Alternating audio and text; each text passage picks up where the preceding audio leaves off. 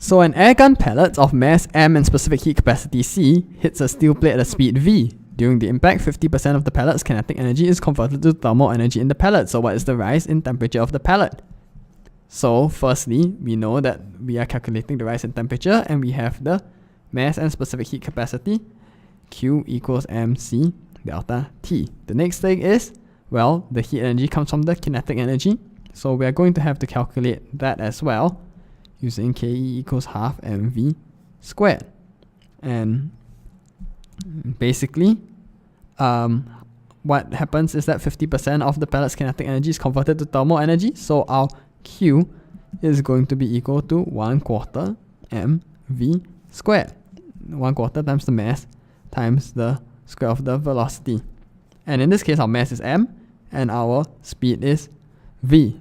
So that's perfectly fine over here. You don't need to make any substitutions. And actually, let's just go rewrite this in a form that's a lot easier to deal with. So this is going to be mv squared over 4. Now the next thing is, since we are calculating the rise in temperature, that means we are calculating delta T. And if we rearrange this equation over here, we are going to get delta T being equal to Q over mc. So in this case, our Q is equal to mv squared over 4.